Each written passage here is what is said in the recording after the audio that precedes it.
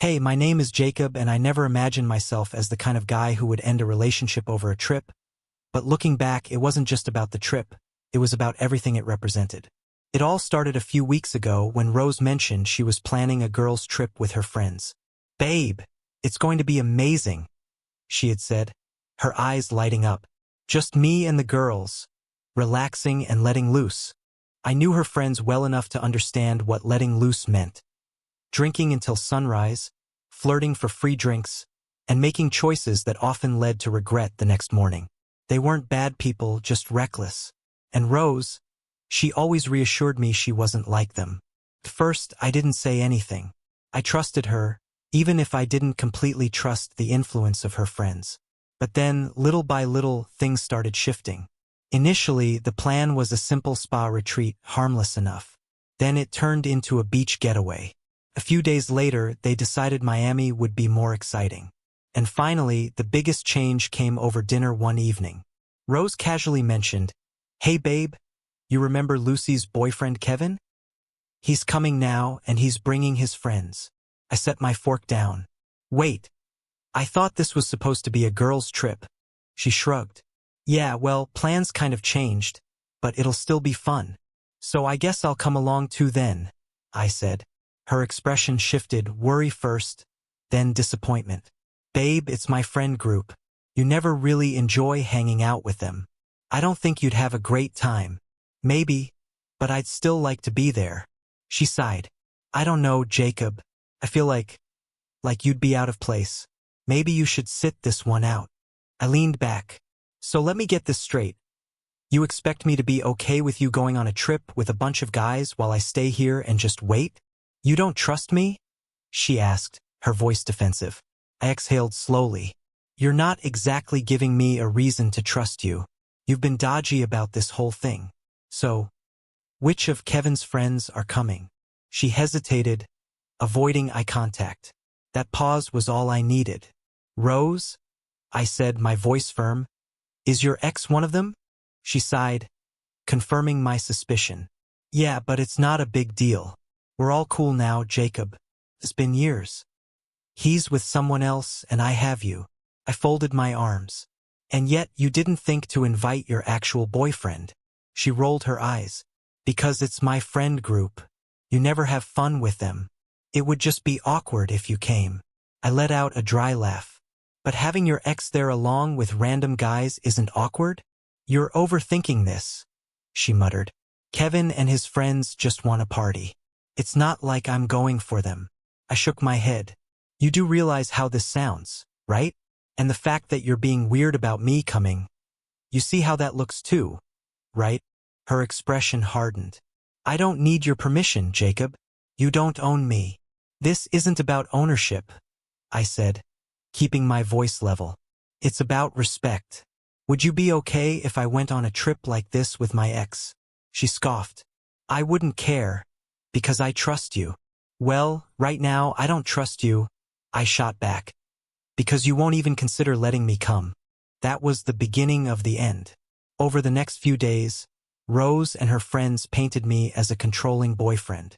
They called me insecure, toxic, even accused me of overreacting. But I knew the truth. I wasn't trying to control her. I was simply recognizing red flags before they destroyed me. Looking back, I don't know why I stuck around as long as I did. Maybe I wanted to see if she would actually go through with it, if she'd disregard my feelings completely. And then the night before her trip arrived. She was in our room packing her bags, chatting excitedly on the phone with Lucy about their plans.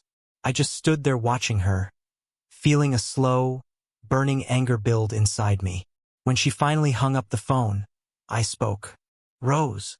She glanced up at me. "What?" I took a deep breath. "When you come back, I won't be here. Just thought you should know." Her expression shifted, eyes widening like a deer caught in headlights. "Wait, what?" I exhaled, steadying myself. "I'm done." Her face fell. "You're seriously ending things over a trip?" I shook my head. "No, I'm ending things because this trip made me see exactly who you are." She folded her arms, her tone turning defensive. "And who is that?" "Someone who doesn't respect my feelings," I said plainly. Someone who refuses to acknowledge why this whole situation is a problem. You're choosing a vacation with random guys, including your ex, over your relationship, and I deserve better. She opened her mouth but couldn't seem to find the words. I pressed on. Go on your trip, enjoy yourself. But when you come back, don't expect me to be here. She scoffed, trying to act indifferent. I don't think you're serious, but whatever. If you're going to be that insecure, maybe it's better that we end things. I nodded, grabbing a bag and tossing some of my stuff into it. Yeah, it is. She glared at me for a moment, then shook her head. This is so controlling, Jacob. You're just pretending to leave to scare me. We'll have to go to therapy and deal with your issues when I get back. She rolled her eyes and let out another scoff. You will still be here when I return. I didn't bother responding. I just kept packing. And once she left, I packed everything else and walked out of her life. She tried reaching out a couple of times while on her trip, then her friends, and believe it or not, even her ex. They all had the same excuse. Nothing was happening, nothing would happen. But by then, I didn't care. I blocked all of them, because at the end of the day, Rose only ever cared about what Rose wanted. She never compromised, never considered my feelings, and never showed me the respect I deserved. And that was never going to change. So I did what anyone should in this situation. I moved on. There was no point in sticking around to see if I was right about what would happen on that girl's trip with her ex. Rose's perspective. Hey, it's Rose, and this is my side of what happened after everything fell apart. I never actually thought he'd leave. I figured Jacob was just being dramatic, trying to prove a point. He was always the serious type, the kind of guy who saw meaning in everything. So when he broke up with me the night before my trip, I was convinced he was bluffing, that he just wanted to scare me into staying. So I left anyway. And now I've come back to an empty apartment and a silent phone. I sank onto the couch, staring at the floor as my mind replayed everything. The trip, the drinks, the whispered conversations late at night, him, my ex. I won't sit here and make excuses.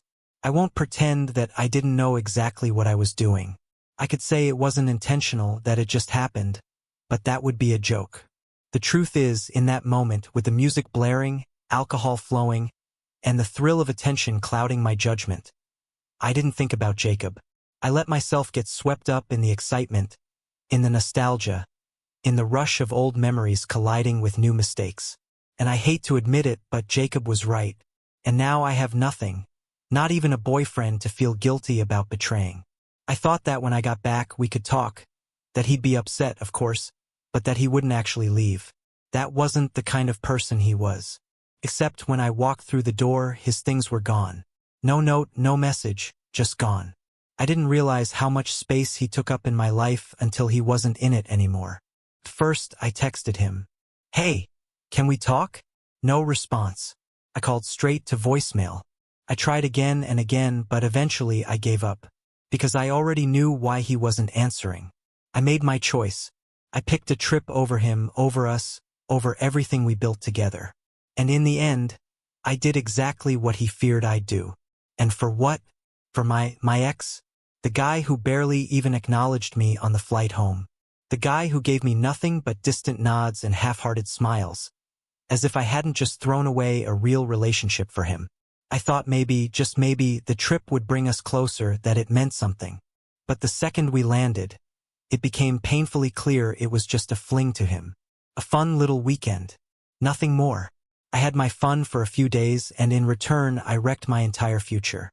Now I sit in the silence Jacob left behind, finally understanding how much I took him for granted. He truly loved me. He fought for me. He saw the red flags in me that I refused to see in myself. And when I crossed the line, he did something I never believed he would. He walked away. I just wish I had realized what I had before I lost it. But now it's too late. Because Jacob isn't answering. And deep down, I know he never will. Hey, thanks for watching another video. If you enjoyed this story, don't forget to like, share, comment, and subscribe. Your support helps keep the channel going, and I truly appreciate it. Hope you have a blessed and wonderful day.